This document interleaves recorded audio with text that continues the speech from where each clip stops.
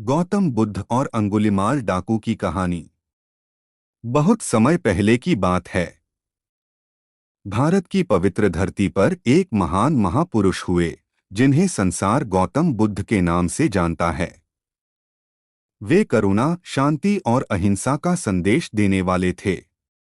उनका जीवन दूसरों को सही रास्ता दिखाने के लिए समर्पित था।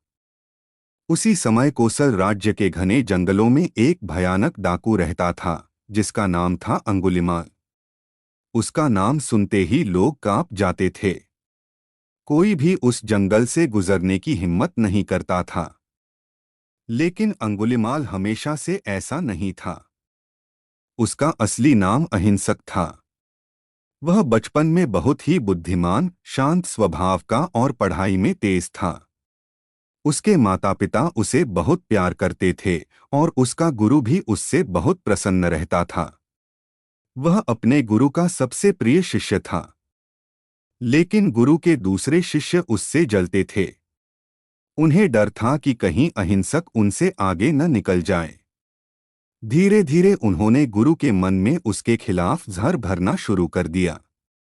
उन्होंने गुरु से कहा कि अहिंसक आपको नुकसान पहुंचाना चाहता है। गुरु उन बातों में आ गए। एक दिन गुरु ने अहिंसक को बुलाया और कहा, अगर तुम अपनी शिक्षा पूरी करना चाहते हो तो तुम्हें मुझे गुरुदक्षिणा देनी होगी। मुझे 1000 लोगों की उंगलियां चाहिए। यह सुनकर अहिंसक को बहुत गहरा धक्का लगा। लेकिन वह गुरु को भगवान की तरह मानता था। उसने सोचा, गुरु जो कह रहे हैं जरूर किसी बड़े उद्देश्य के लिए कह रहे होंगे। यहीं से उसका जीवन बदल गया। वह जंगल में रहने लगा और आने जाने वाले यात्रियों पर हमला करने लगा। वह उनकी एक मुझे उंगली छोड़ दो। काटकर माला में पिरो लेता था। इसी मेरी कारण मदद लोग करो। उसे अंगुलिमाल कहने लगे, यानी उंगलियों की माला मुझे पहनने छोड़ दो। वाला। धीरे धीरे पूरे राज्य में उसका मेरी डर मदद फैल करो। गया। लोग अपने बच्चों को डराने लगे।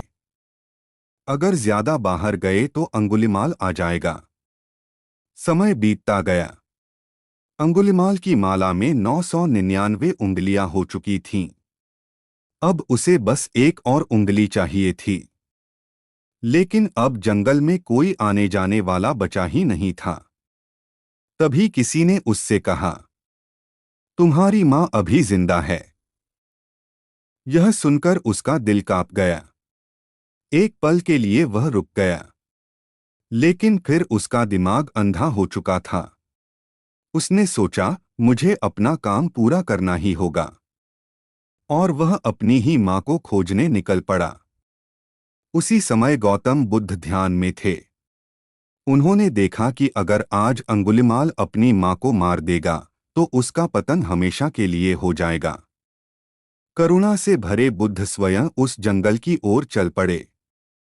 जब अंगुलिमाल ने जंगल में बुद्ध को देखा तो वह बहुत खुश हुआ। उसने सोचा, आज मेरा 1000वां शिकार मिल गया।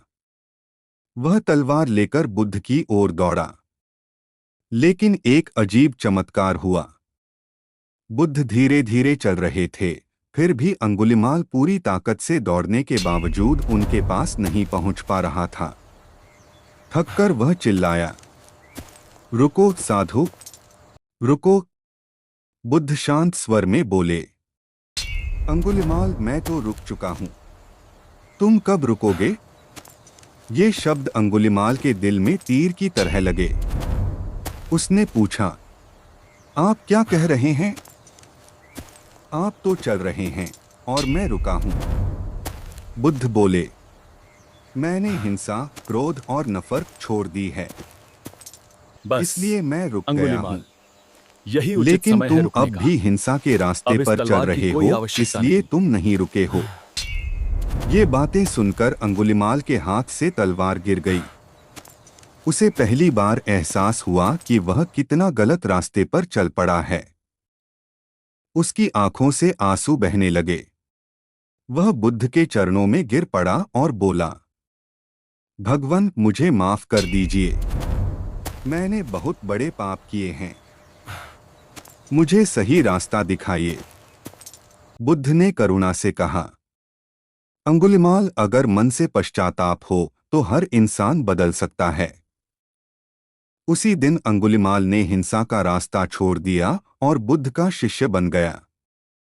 बाद में वह एक शांत, दयालु और सच्चा भिक्षु बन गया और अपना पूरा जीवन लोगों की सेवा में लगा दिया। इस कहानी से हमें यह सीख मिलती है कि कोई भी इंसान कितना भी भटक गया हो, अगर वह सच्चे दिल से बदलना चाहे तो उसका जीवन बदल सकता है।